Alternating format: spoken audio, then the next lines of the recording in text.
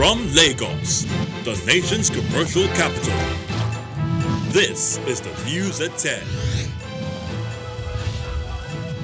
Live from Channels Television. Reporting tonight, Amarachi Ubani.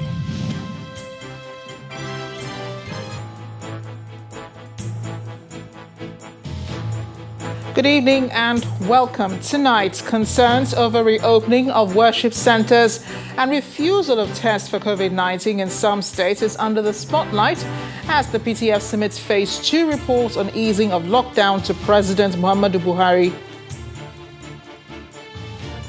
India evacuates 312 of its citizens stranded in Nigeria due to the coronavirus pandemic. Pan-Niger Delta Forum called for holistic rejigging of Nigerian National Petroleum Corporation management structure. Tonight we'll continue our focus on President Buhari's 5 years in office. We'll examine the economy and concerns over another recession. And U.S. officials caution protesters over spread of coronavirus as demonstrations continue over the murder of George Floyd by a police officer.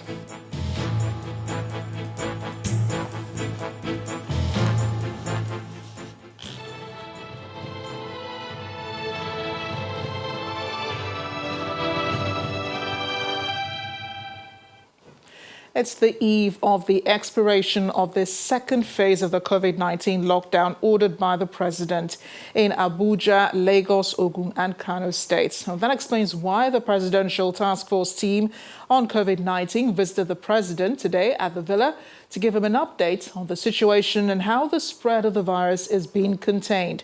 Some of the major concerns raised by the team and communicated to the president include the refusal to test for COVID-19 in some states and the opening of worship centers.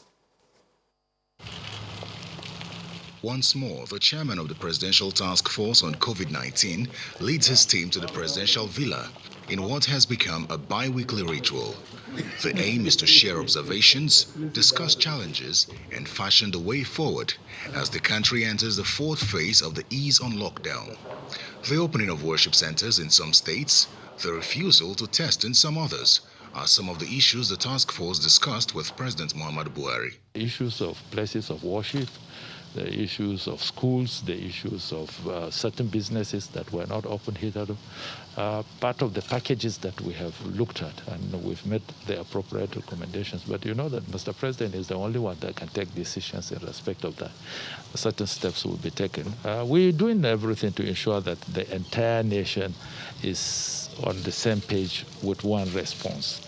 And it is very, very important we realize that no state can be an island unto itself. He says his team made some recommendations, but only the president has the final say.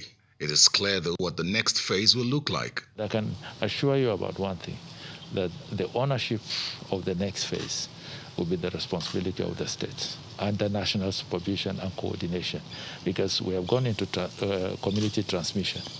And where are the communities? The communities are in the states.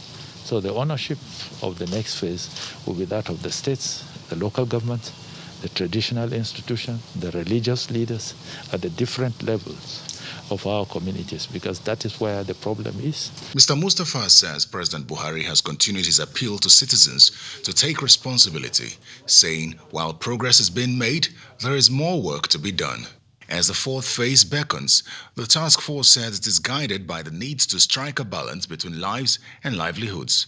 It is unclear whether the next set of guidelines will be communicated via a presidential broadcast or the task force briefing. While Nigeria battles to contain spread of the coronavirus, the Republic of India today evacuated 312 of its nationals from Lagos. The Air Peace flight, which airlifted the Indians, departed from the Murtala Mohammed International Airport at 1 p.m. and headed for the Koking International Airport in Kerala. The same airline which operated the flight was a 777 aircraft and had brought in 268 Nigerians from China on Saturday.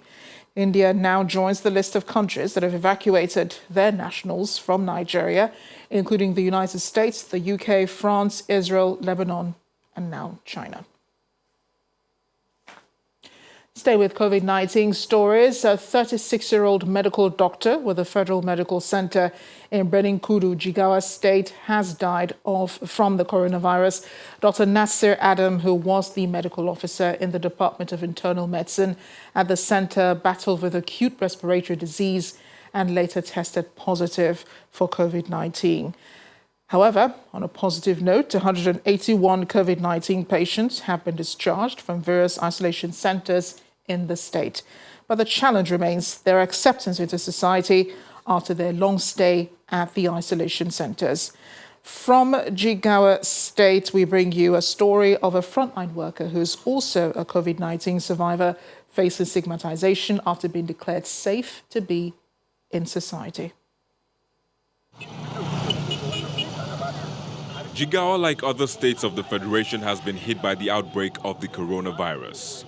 With a reported 265 confirmed cases, including 30 health workers, the state seems to have done well, with a whopping 181 patients recovery rate. Unfortunately, the community is not ready to accept the COVID-19 survivors. Anything and anywhere associated with them is avoided, including the Rashid Shekoni Teaching Hospital, where the index case was discovered. Mr. Usman Ibrahim, a frontline health worker and a survivor, narrates how he has been stigmatized. Immediately when I was released from the isolation center, as I came out, I started facing challenges of the stigmatization. Because immediately I came out, I saw somebody whom I know, but that person just changed his way. Like, you don't want to meet me. So when I got back home, with my discharge certificate from the infectious disease center, I went to the mosque around 5 a.m. for Subi prayer the following morning. But unfortunately for me, around 12, somebody just called, and he introduced himself as a professor. He was telling me, Malam Usman, please, we want you kindly to stop coming to the mosque for the next 2 months. I said, okay, is that okay for you? He said, yes. I said, okay, I will stop. However, the chief imam of the central mosque in the state capital insists that that sort of discrimination is contrary to Islamic teachings. The stigmatization is wrong, totally, really.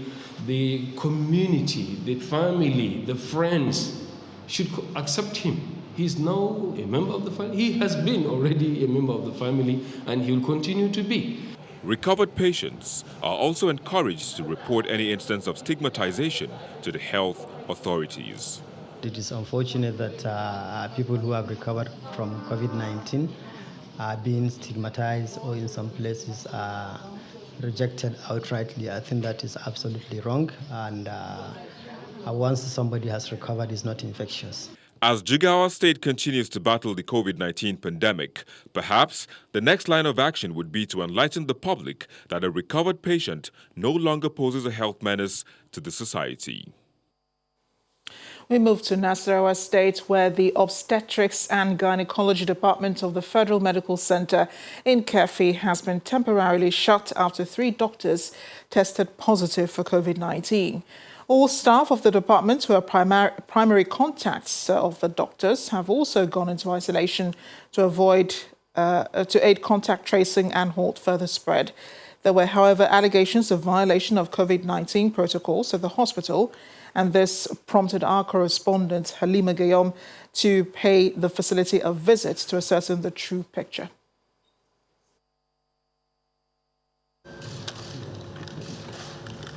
The economy in the last 5 years of President Muhammadu. The Federal Medical Center in Kefi, the only tertiary health institution in Nasarawa State. This is where a whistleblower had raised an alarm over the violation of safety protocols for COVID-19 a couple of days ago.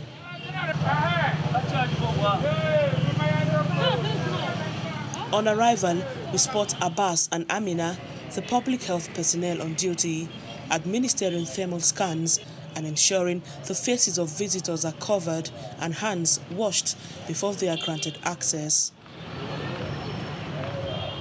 Inside, we sight patients and staff moving about masked. but the hospital has a record it would rather forget. This is one of the 2 health facilities in the state in the front line of the management of the coronavirus pandemic, and this is also where the first fatality of the pandemic was recorded. The whistleblower's concern about the negligence of safety etiquettes by his colleagues and failure to shut down the gynecology department on time played out by way of dire consequences. These are still fresh in the mind of Dr. Ade Christopher, head of clinical services of the hospital. There were allegations that there's a doctor that tested positive for coronavirus, a doctor at the ONG, and that he still continued his routine services. No, that is completely false. There are 3 doctors from ONG department that actually tested positive, though they didn't test positive at the same time. Of course, immediately they tested positive, they were actually put in isolation, which is also our treatment point in this hospital, because we already converted our isolation center to treatment center. The situation prompts a temporal closure of the obstetrics and gynecology department, and all staff are in isolation at the moment. There is plan for a gradual return of clinical activities at the department, as some results have returned negative. Now that results are out and they are negative, we work towards seeing how we'll start gradually. The whole department has been fumigated. At the isolation unit, the wards are being disinfected with protective gears in place.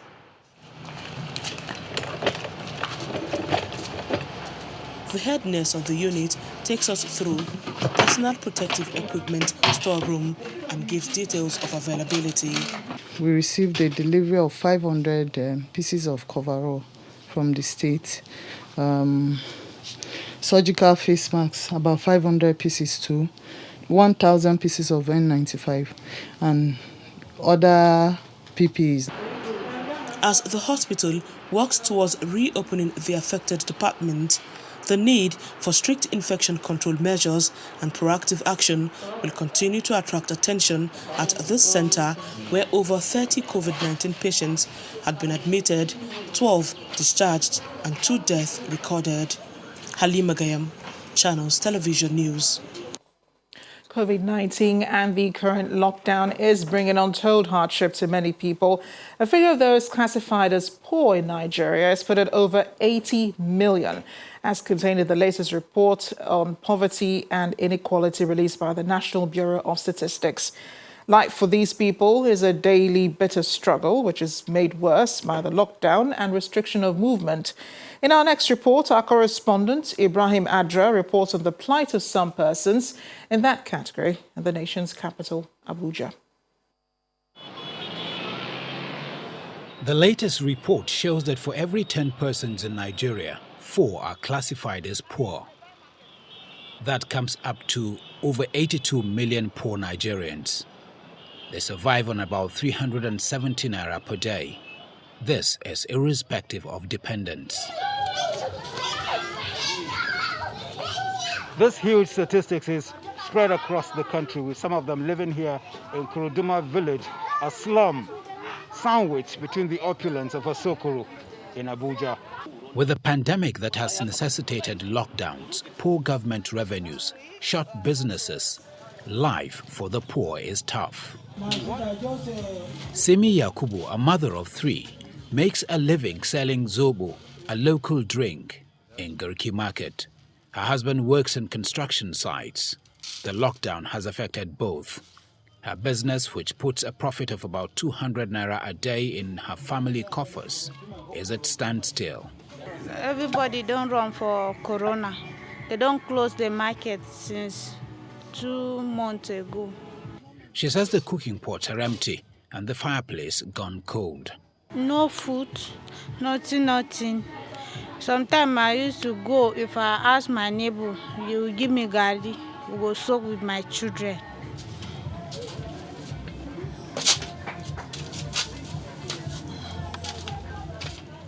Simi Yakubu's neighbor, Justina Abel, shares the same story. She lives here. Now since Corona come, they go market sites close, everything close. The people where they buy for us, they fear. They say a person, they don't know the type of person will drink water for the Lagolis bottle where they use. So they no go fit buy from us again. With the coronavirus on rampage, the situation of Simi and Justina could get worse. The government is taking measures, stimulus, palliatives, with President Muhammadu Buhari asking that 1 million more people be added to the register of the poor for assistance. That assistance, however, is eagerly being awaited here. The day where they come, say when we go Chief Palace, all of us gather go there. They don't have already write their name. If they call them, they give them. Call them, they give them. We come back empty hand. Before we go, they say they don't share, and me, I don't get anything, me and my children. Yeah, don't use me, I put me for you. In the absence of any succor, they just want to get back to their normal lives. My own now is that let them release us. Let us go to our normal businesses. There is obviously no physical distancing here, no face masks, no hand washing, no sanitizers, behaviors that clearly put their lives at grave risk. In Abuja, Ibrahim Adra, Channels Television News. In part two, after the break, Catholic Bishop of Abuja calls on federal government to lift COVID-19 lockdown. Plus, we'll open discussions on President Muhammadu Buhari's 5 years in office, focusing on the country's economy going forward. We'll be joined on the news at 10 by Professor of Legal, Social and Political Environment Business, Olawale Ajayi. Stay with us.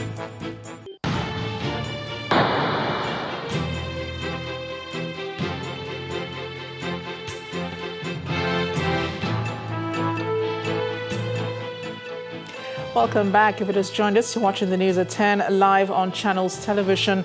Here's a reminder of our top stories. Concerns over reopening of worship centers and refusal to test for COVID-19 in some states is under the spotlight as PTF submits Phase 2 report on easing of lockdown to President Muhammadu Buhari. India evacuates 312 of its citizens stranded in Nigeria due to the coronavirus outbreak. Pan-Niger Delta Forum calls for holistic rejigging of Nigerian National Petroleum Corporation management structure. And we continue our focus on President Muhammadu Buhari's 5 years in office. We'll examine the economy and the concerns over another recession. And U.S. officials caution protesters over spread of coronavirus as demonstrations continue over murder of George Floyd by a police officer.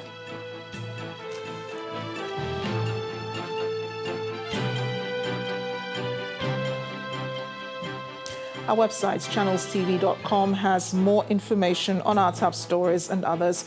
Subscribe and watch Channels Television's live stream on YouTube and other social media platforms using your mobile device browser, or download the Channels TV app for Android and iOS devices from their respective stores. You can also watch us via your smart TV platforms on Apple TV, Android TV, Fire TV, and Roku.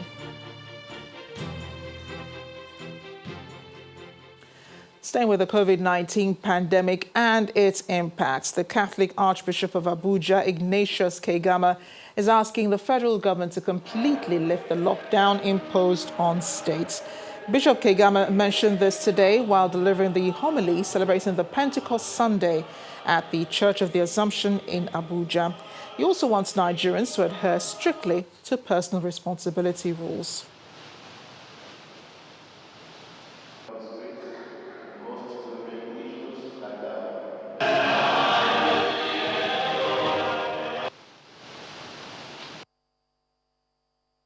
The lockdown whereby all the apostles, Mary and others were staying in one room because they were ordered by Jesus not to leave Jerusalem, but to wait there for the promise of the Father, is ended by the coming of the Holy Spirit. They also experienced a lockdown. They were ordered by Jesus in Acts chapter 1 verse 4 to remain in Jerusalem and not to go anywhere. And what did they do? They went up to the upper room and remained there waiting for the coming of the Holy Spirit. And today the Holy Spirit came and the lockdown is over. We hope Pentecost Sunday today will inspire our president to end our lockdown. Meanwhile, Governor Willie Obiano has signed into law the Anambra State COVID-19 and other dangerous diseases prevention and eradication law. Defaulters will now pay a fine of 10,000 naira or be subjected to community service or both. The law, among other things, makes the wearing of face masks compulsory. Governor Obiano also signed into law the Public Procurement Amendment Bill. This law will help us stem the tides of this pandemic. This illness called COVID-19 is with us, and it's not going out any soon. And therefore, we must learn to live with it. The only way we can learn to live with it is to make laws that will guide people to be safe, and with penalties for non-compliance. We now have a law to fight this COVID-19 pandemic. And I urge everybody to strictly comply with this law because we are going to enforce it. It's been 5 years of the President Buhari administration since taking over power. First in 2015, looking back at the economic progress of the past years, it may be difficult to ascertain the pains and gains of the administration. Our business correspondent, Temple Ashaju, attempts to look at the scenarios that have played out in the economy within the period. The economy in the last 5 years of President Muhammadu Buhari's administration is laced with some gains and some drags. The gains can be described as the fulfillment of some of his promises, some of which are the notable growth in external reserves, improvements in the ease of doing business, the social investment programs, and the aggressive investments in infrastructure as evident in the standard gauge rail projects. And at the same time, we have received 44 coaches for the passengers, and we have set up the logistics of moving them to their various locations. We are moving 10 of the coaches to Itakbewari. Nobody talk about that. The downside of the Buhari administration may not be deliberate, but a victim of circumstance. This is due to the country's economic fundamentals, which is largely commodity dependent and import reliant, a structure that the administration has struggled to change. The benchmark price for crude oil in the budget was $57 per barrel. Now we're talking $20 per barrel. So it means the various expenditure lines included in the budget, whether we're talking personnel costs, salaries, like you said, capital, would have to come from that lower revenue figure and then the incremental borrowing that we have had to do. The downers of the administration have also been worsened by the outbreak of COVID-19, and in spite of projections of a second economic recession, the economic actors appear to be more at work. Although Q1 2020 gross domestic product turned out pleasantly at 1.87% and rates of inflation somewhat moderated, Nigeria may escape a recession if concerted efforts are sustained to stimulate output. You had the Minister of State talking about the extinguishing of the subsidies, and there are other changes that are taking place, most of them involuntary, but some of them voluntary. So we think that there's a little bit of hope at the end of this tunnel, some light at the end of the tunnel. The Buhari administration has a sunset of 2023. This means the president has just a little over 1,000 days of timeline to effect more, the change mantra he rode on in 2015 to power. Temple Ashaju, Channels Television News. For more on the president's 5 years in office, we're now being joined at the news at 10 by Professor Olawale Ajayi from the Lagos Business School. He's a professor of legal, politics and economy business, right? Not the full designation though, but close enough. So let's begin with your thoughts on how the administration has performed in the last 5 years. I think it's fair to say that the administration has been very long on intention, very long in terms of enthusiasm and passion. However, the results appear to be mixed, particularly when you look at the living standards, because that's the whole essence of economic activity.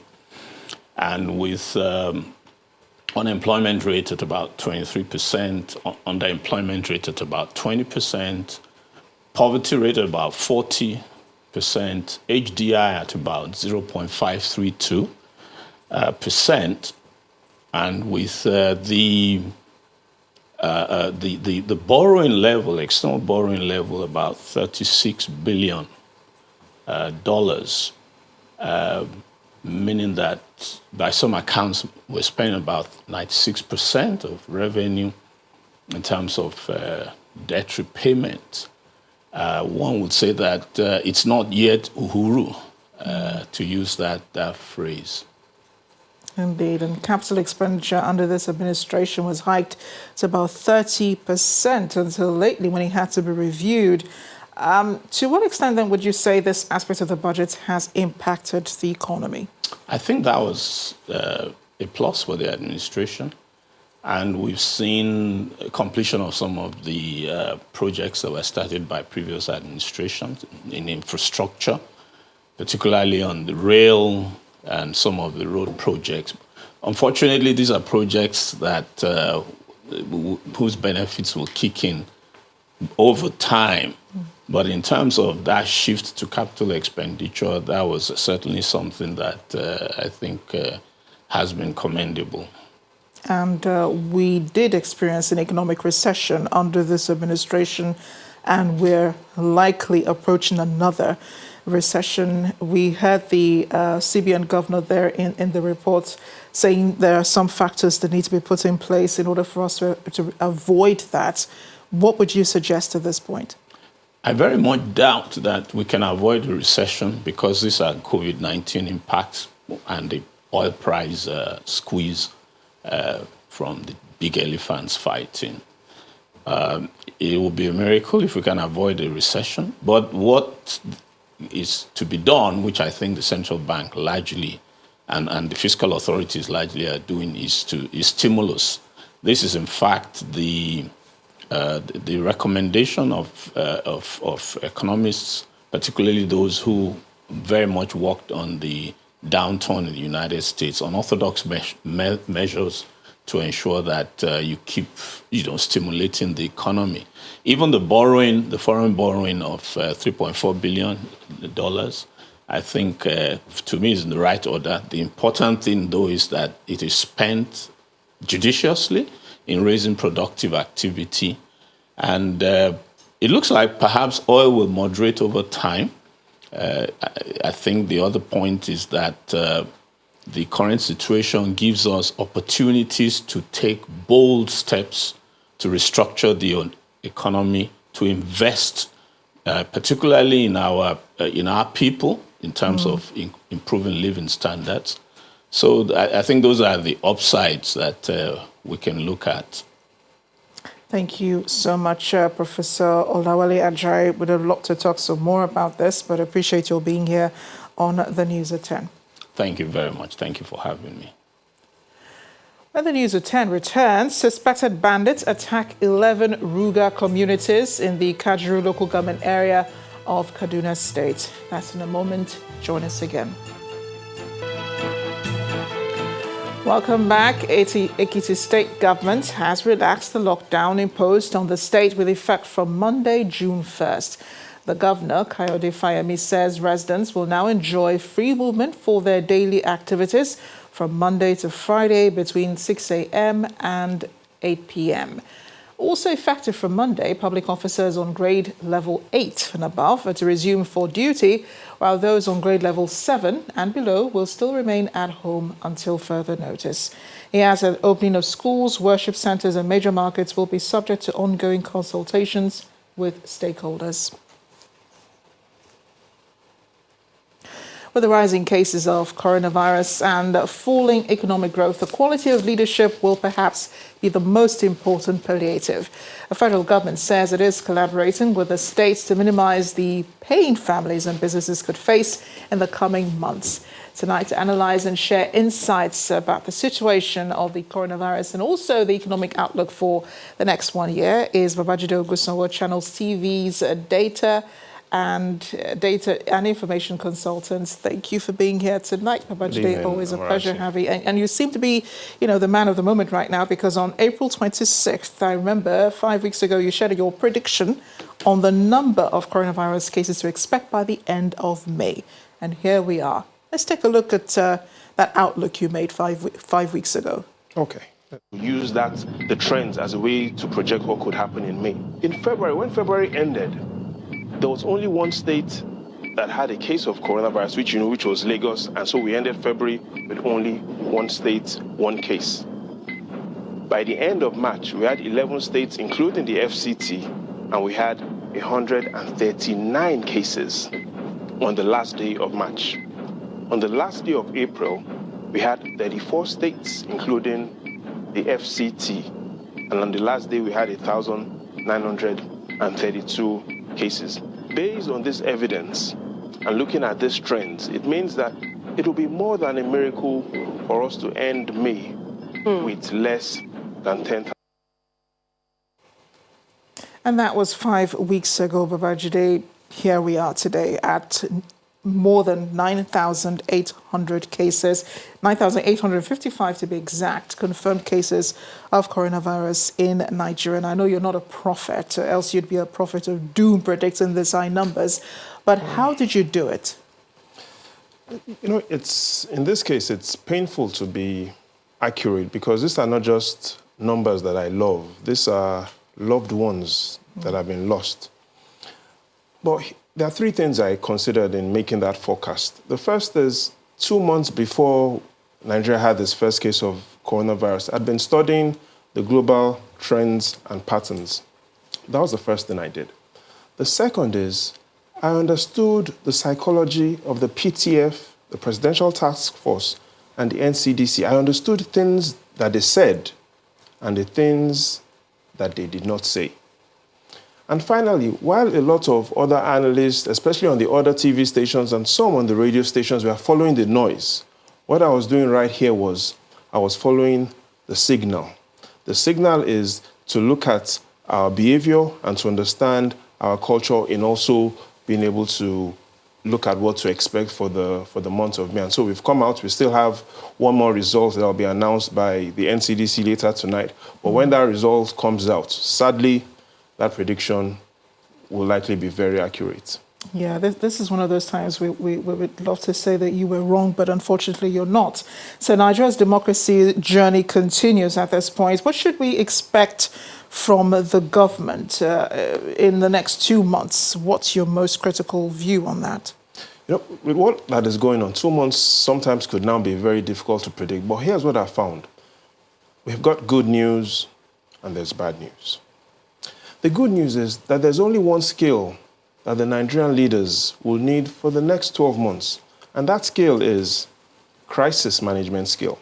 That is the most important skill for the next 12 months. The bad news is they don't have the time to learn that. We've started, it's now 21 years of that handover. We still expect what will happen and the statement the direction the president will give out on the 12th of June. But here's what I'd like us to take a look at. Let's take a look at one word that we can use to describe Nigeria's fourth republic, because that's what I've been trying to find out. And if you will notice what has happened in the last 21 years, on the 29th of May, 1999, we see that image of President Obasanjo. Everybody that was on the cover of the newspaper on 29th of May, 1999, were smiling. Even the man that did not win the election, Chief Falae, was smiling. Then the newspaper was only 50 naira. Let's look at what is going on right now. And if you're able to focus on that, no one is smiling now. We've seen the newspaper that has moved from 50 naira to 200 naira. And that is similar to how every other thing in Nigeria has moved. It's 250, actually. And so if there's one word to describe the Fourth Republic so far, it is instability. We've seen price instability, we've seen instability in security, and we've also seen instability in the foundations of the promises leaders have made. And that is one word to describe what has happened in the last two decades plus 1 year, and we're now at the beginning of the 22nd year. So they don't have the time to learn crisis management, but they can do something, right, within the next few years that they have. So what should government do next? And how can more opportunities be created for Nigerians? You know, if we've agreed that the summary of what has happened in the last 21 years is instability, then let's take a look at some of these recommendations. Let's look at what I perceive as my top 3 recommendations to the government for the next 1 year. And if we focus on those top 3 recommendations, clearly, number 1 is let's aim for stability. Let's aim for stability, especially stability in food prices. Let's aim for stability in security, and by security, let's focus on the police. Let's aim for stability across all the other vital areas that can make the economy prosper. So that will be the first thing that we should focus on in the next 12 months, stability. The second is we need to rely less on that indicator called GDP. And why do I say we need to rely less on that GDP indicator? And it's because today's GDP in Nigeria tracks 46 activities, Amarachi, but only 4 activities account for more than half of Nigeria's GDP: crop, trade, crude oil and natural gas, and telecommunication. In other words, Nigeria's GDP can easily be rigged by these 4 sectors because it does not show exactly what is going on in the country. You know, with so much high inequality, it means that Nigeria's GDP could be rising, yet people are getting poorer. So we need to look at other matrices in being able to... But very quickly, what should we use then to track government progress? We could look at the frustration rates, for instance, looking at a combination of unemployment, underemployment, and access to electricity. Right now, the frustration rate is rising. We need to look at number of patents that companies are registering. That's a good indicator. We need to look at how many micro, small, and medium-sized enterprises are surviving. Now, we also need to look at our own locally grown indicators. However, if we keep looking at the GDP indicator as our alpha and omega, we will not make progress. Babajide, once again, you've made the predictions and we will be keeping track of them. Thanks again for joining us. Sometimes next week I'll share the outlook for June. Yeah, I think you do owe me a prediction anyway, but thanks again for joining us on the News at 10. The pleasure is always mine. At the Pan-Niger Delta Forum, PANDEF has called for the rejigging of the lopsided Nigerian National Petroleum Corporation management structure and correct the imbalances. PANDEF spokesperson Ken Robinson says the group welcomed the reconstitution of the board of the NNPC by President Muhammadu Buhari with cautious considerations, describing the move as mere scratching of the surface of the problem. The group adds that the major concern of the Niger Delta region is the composition of the executive management of the NNPC and appointment of chief executives of the corporation's subsidiaries. PANDEF says it is worried that the group managing director and chief finance officer, finance and accounts, the corporate secretary, legal advisor to the corporation, and chief executives of virtually all strategic divisions and subsidiaries of the NNPC are persons from the northern zone of the country. They want the president to carry out an overhaul of the NNPC management in the interest of equity, fairness, peace, and national cohesion. The Edo State Governor, Godwin Obaseki, has asked the police to immediately begin investigation into the murder of a 22-year-old student of the University of Benin, Vera Uwela Omozwa. The 100-level student was reportedly raped inside a church where she went to read at the Ikpoba Hill area of Benin City, the Edo State capital. The men were reported to have struck her in the head with a fire extinguisher after raping her, leaving her for dead. She was rushed to the hospital, to the University of Benin Teaching Hospital, where she later died. Governor Obaseki vows to ensure that the suspects are found and made to face the full wrath of the law. Meanwhile, the Vice-Chancellor of the University of Benin has asked students of the institution to be wary of the company they keep and places they visit. Staying with crime and criminality, suspected bandits have attacked the Fulani Ruga settlement at Agwala village in Kajuru local government area of Kaduna State. Although no casualty was recorded, the bandits, however, burnt down several houses, forcing locals to flee.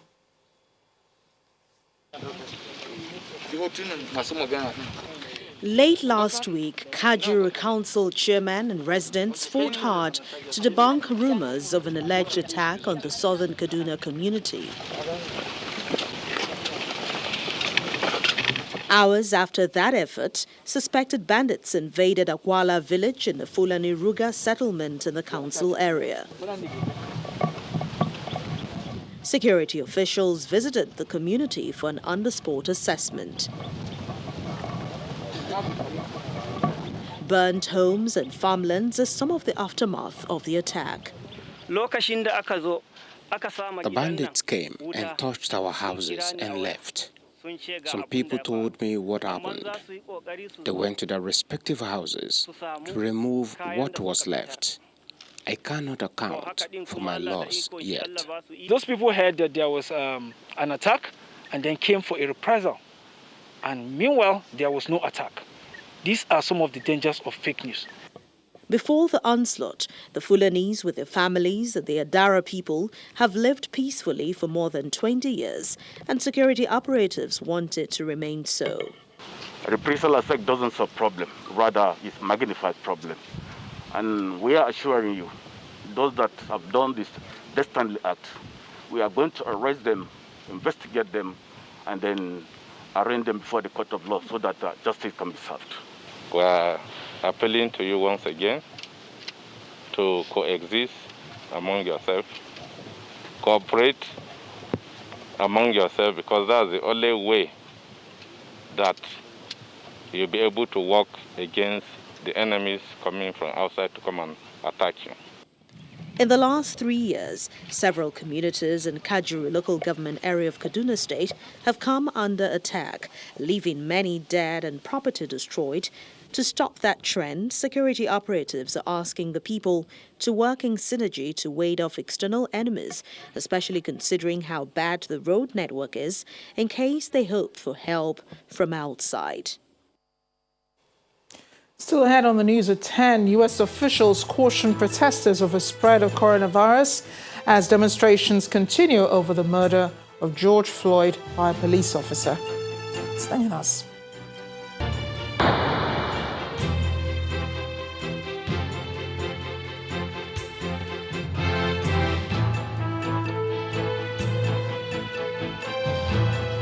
Welcome back. Armed bandits have shot dead the All Progressives Congress chairman in Basari local government area of Katsina State, Mr. Abdul Hamid Maman. The state police public relations officer Gambo Isa, who confirmed the incident, said the bandits came in their numbers to Sabungarin Dubunrua, the village of the victim, shooting sporadically with sophisticated weapons. The state police command has confirmed the incident as they combed the forest to arrest the bandits. Meanwhile, the People's Democratic Party has won all 23 local government chairmanship seats in Benue State and all the 276 councillorship seats in the state at the just concluded local government elections.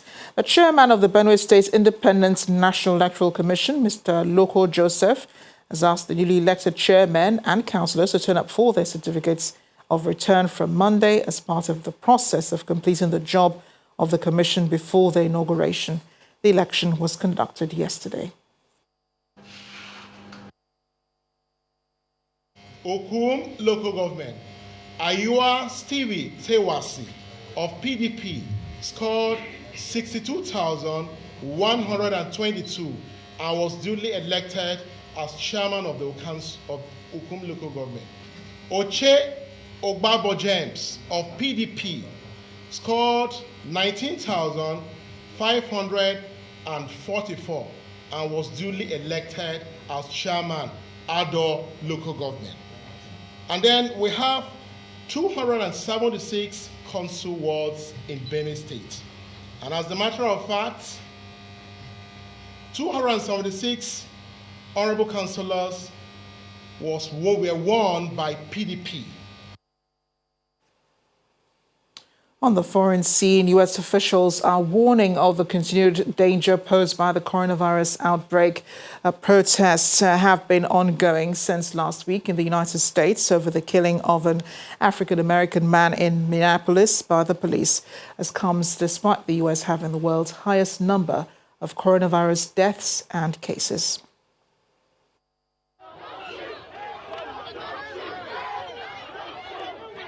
The mass demonstrations have continued across the United States amid an outpouring of anger over the death of George Floyd, an unarmed black man, while in police custody. Some officials have urged those participating in the protest to get a COVID-19 test. The protests have even extended beyond the U.S. A large group of protesters gathered outside the American Embassy in London. Many more broke ongoing lockdown measures and gathered near the iconic Trafalgar Square before marching down Whitehall, making stops near the Prime Minister's office at 10 Downing Street and the House of Commons to express outrage at ongoing race issues in the U.S. Staying in the UK, Housing Minister Robert Jenrick says the government is reasonably confident that a further easing of the coronavirus lockdown would keep the rate of infection in the country at manageable levels. The government have modelled that the measures that we have already eased and the measures that are going to be eased tomorrow, such as the opening of car showrooms, outdoor markets for non-essential goods and enabling us to meet members of our own household, outside of our own household rather, outdoors, that those additional easements together will still, in all likelihood, keep the rate of infection below 1. The number of coronavirus fatalities in Brazil has risen by almost 1,000 in a day, making the country's overall death toll the world's 4th highest. Its figure of more than 28,000 has now surpassed France, and only the US, the UK and Italy have recorded more deaths. Spain has recorded its lowest number of new infections in almost 3 months, with 96 new cases reported on Sunday. Just 2 deaths were recorded. There's more good news from Poland as the country recorded the fewest coronavirus infections in 2 months. The number of coronavirus-related deaths also fell to 3 from 10 on Saturday. Even Sweden has not reported any new coronavirus deaths for the first time in over 2 months. No new fatalities were reported on Sunday, although there are often delays in reporting deaths over weekends.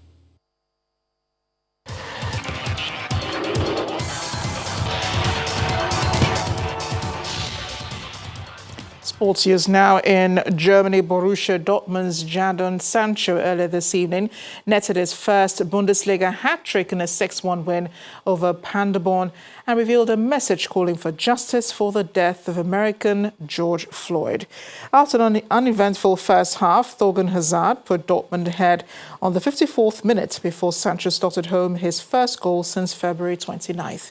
Sancho was on target again after Uwe Hohenmeier's penalty reduced the deficit before Ashraf Hakimi and Marcel Schmelzer made it 5-1. Sancho got his third in stoppage time in the lunchtime fixture.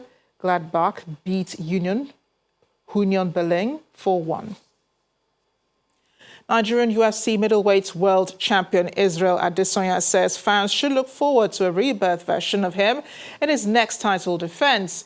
In an interview with ESPN's Ariel Helwani, Adesanya described his last win over Yoel Romero at UFC 248 as disappointing, but is determined to come back stronger in his next visit to the octagon.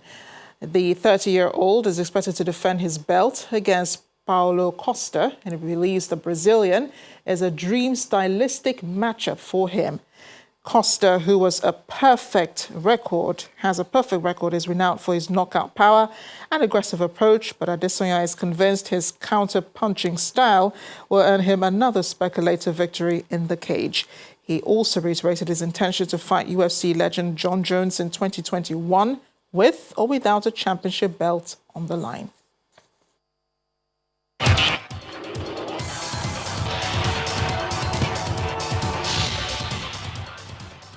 And the main news again, family of the COVID-19 index case in Kogi State confirmed today that the patient was diagnosed with the virus by the NCDC. This came as the Nigeria Medical Association called on President Muhammadu Buhari to order testing for the disease. Also, concerns over the reopening of worship centers and the refusal to test for COVID-19 in some states came under the spotlight as the Presidential Task Force on COVID-19 submitted the Phase 2 report on easing of lockdown to President Muhammadu Buhari.